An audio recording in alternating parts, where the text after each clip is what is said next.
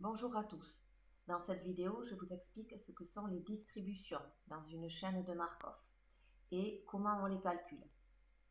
Pour bien suivre ce cours, il faut absolument avoir vu les deux vidéos précédentes, l'une sur la définition de la chaîne de Markov et la deuxième vidéo sur les représentations d'une chaîne de Markov. On reprend ici l'exemple 1 pour voir ce qu'est une distribution.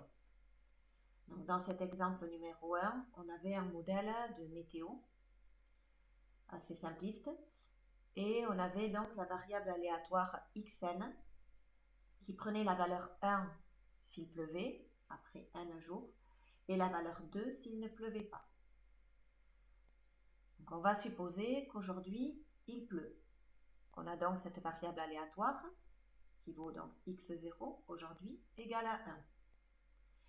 Et on va regarder ce qui va se passer maintenant dans l'avenir. Donc par exemple, pour x1, le temps qu'il va faire demain, eh bien on a deux possibilités. Soit il va pleuvoir avec une probabilité de 0,7, soit il ne va pas pleuvoir avec une probabilité de 0,3. Donc les probabilités ici, pour demain, sont assez faciles à calculer, puisqu'on nous les donne dans le texte. Si maintenant je cherche à savoir quel temps il va faire dans 2 jours, ben c'est un peu plus difficile, parce que je ne connais pas le temps qu'il va faire la veille. Alors, ce n'est pas impossible. Voilà, il faudrait faire un petit arbre de probabilité pour qu'on puisse s'en sortir. Mais c'est vrai que c'est déjà plus difficile que x1. Et vous comprenez bien que si vous voulez connaître le temps qu'il fera dans n jours, ben là c'est encore beaucoup plus difficile. Donc en fait, se poser ce problème, c'est se poser la question des distributions dans notre chaîne de Markov.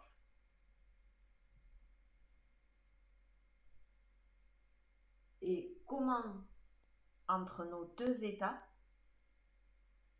se distribuent les probabilités. Voilà. Et faire une distribution, c'est tout simplement une loi de probabilité. Alors, quand on vous demande la loi de probabilité d'une variable aléatoire, on vous demande quelle valeur elle prend et avec quelle probabilité. Alors, dans une chaîne de Markov, les valeurs, ce sont toujours les mêmes. Ce sont les différents états de notre système. Ici, 1, 2. Nous, si on veut faire donc une loi de probabilité, on va tout simplement se concentrer sur la distribution des probabilités, puisque les valeurs, ce sont les mêmes. Alors, ces distributions, on va les noter à l'aide d'une matrice ligne. Pi n. Alors attention, pi, ce n'est pas le réel 3/14, c'est simplement une lettre qu'on prend conventionnellement pour noter nos distributions. Donc notre distribution, elle aura autant de colonnes ici que d'états. Donc nous, on a ici 2 états pour notre exemple 1. Donc le premier coefficient, on mettra la probabilité d'être à l'état 1 après n transitions, et sur le deuxième coefficient ici, on mettra la probabilité d'être dans l'état numéro 2 après n transitions. Alors, par exemple, ici, si je veux donner donc pi 0, donc c'est ce que l'on appelle la distribution initiale à l'instant t égale à 0. On aura ici 1, puisqu'on avait considéré donc qu'il pleuvait aujourd'hui, et 0 dans le coef numéro 2. Si je veux donner la distribution pour demain, la probabilité d'être à l'état 1 demain, on l'a vu, donc c'est 0,7 pour la probabilité d'être dans l'état 1, qu'il pleuve, ou 0,3 la probabilité d'être dans l'état 2. il ne pleut pas. On retrouve ce que l'on avait ici. Maintenant, on va chercher la distribution après 2 jours, après 3 jours, après n jours. Alors, de façon plus générale, déjà, voici la définition donc, de cette matrice de distribution. Donc, si on considère Xn une chaîne de Markov, et la distribution après n transitions qui se note Pn, c'est donc la loi de probabilité de cette variable aléatoire, Xn. Donc, cette matrice de distribution, on la note avec une matrice ligne, et le nombre de colonnes, ici, correspond au nombre d'états du système. Donc, dans notre exemple 1, on avait 2 états, mais on peut avoir également 3 états.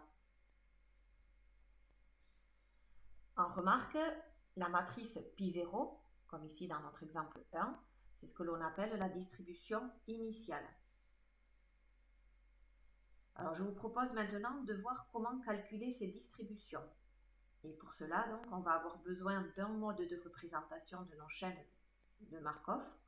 Ce sont les matrices de transition que l'on a vues donc dans une précédente vidéo. La matrice de transition, si je reviens à l'exemple 1, on avait donné ici la matrice de transition, elle va nous permettre, connaissant Pn, donc la distribution à l'instant n, elle va nous permettre donc de connaître la distribution suivante, qui se note donc Pn plus 1, tout simplement en multipliant la matrice de distribution par la matrice de transition. Alors, posons un petit peu tout ça. Donc, dans l'exemple toujours numéro 1, on peut facilement vérifier que l'on passe de pi0, qui vaut 1,0, à pi1, qui vaut 0,703, tout simplement en multipliant la matrice de distribution par la matrice de transition. Alors, vérifions-le. Je pose donc la multiplication de pi0 ici par p. Attention, petite remarque, ici la multiplication par p, elle est bien à droite. D'accord ? Je fais bien pi0 fois p et pas p fois pi0. De toute façon, on ne pourrait pas faire la multiplication à gauche parce que le produit ne serait pas défini. Donc, posons la multiplication pi0 fois p. On est donc à 1 fois 0,7 plus 0 fois 0,2. On retrouve 0,7. Pour le deuxième coefficient, 1 fois 0,3 plus 0 fois 0,8 qui fait bien 0,3. Donc, on retrouve bien pi1. La distribution, donc, après un jour. On peut continuer. On peut facilement obtenir pi2. Si je continue, donc, pour obtenir pi2, il suffit que je multiplie pi1, donc la matrice de distribution, à nouveau par la matrice de transition, p. En effet, qu'est-ce que ça donne? Si je multiplie donc pi1, 0,703, par p, la matrice de transition, on est donc à 0,7 fois 0,7, 0,49, plus 0,3 fois 0,2, donc 0,06, ce qui fait bien 0,55. Deuxième coefficient, 0,7 fois 0,3, 0,21, plus 0,3 fois 0,8, 0,24, qui fait 0,45.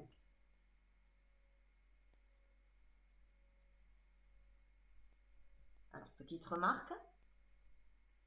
Donc, dans notre calcul ici, on aurait pu éviter de faire le calcul de ce deuxième coefficient, puisqu'on sait que dans une matrice, donc dans notre matrice ligne, la somme des coefficients d'une même ligne fait toujours 1. On avait vu pour pi0, évidemment, 1 plus 0, 1, puisqu'on a des probabilités. 0,7 plus 0,3, 1. 0,5 plus 0,45, 1. Donc en fait, il suffisait de calculer un coefficient et de faire ensuite la soustraction de la somme des probabilités 1 moins ce coefficient. Alors, en appliquant donc cette propriété de proche en proche, on peut calculer ainsi toutes les distributions. En fait, on remarque que cela marche comme dans une suite géométrique. Donc, en effet, pour passer de pi0 à pi1, je multiplie par p. Pour passer de pi1 à pi2, je multiplie par p. Et si je suis à la matrice de distribution πn, si je veux passer à la matrice suivante, je vais encore multiplier par p. Mais si on veut passer de pi0 directement à pi2, vous voyez qu'on a fait donc pi0 fois p au carré. Et plus généralement, si on veut passer de pi0 à πn, eh bien, il suffit de multiplier pi0 par p avec la puissance n.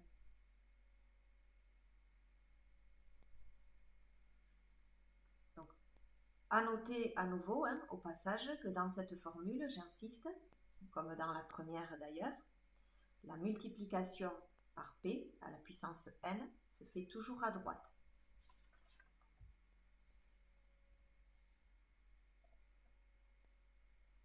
Alors, en résumé, voici la propriété.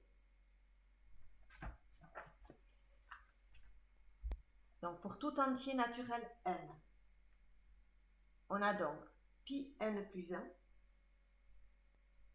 qui est égal à pi n fois p.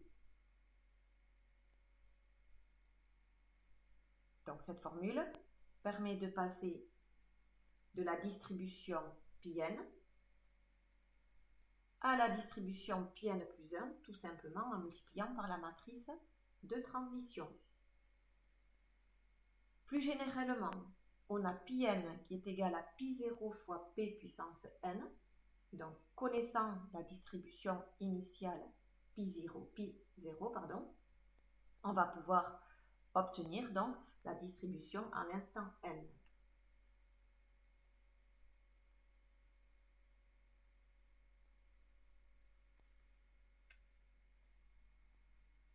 Dernier point, pour tout état i et j et pour tout entier n supérieur ou égal à 1, le coefficient en ligne i et colonne j de la matrice p puissance n que l'on retrouve ici, et bien finalement c'est la probabilité de passer de l'état i à l'état j en n transitions. Alors je vais reprendre pour cela la matrice de transition de l'exemple 1.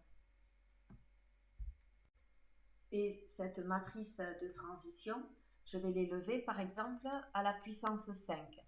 Alors, petit rappel à la calculatrice ici. Donc, j'ai au préalable inséré la matrice de transition, ici, dans ma matrice A, 0,7, 0,3, 0,2, 0,8. Et je l'élève donc à la puissance 5.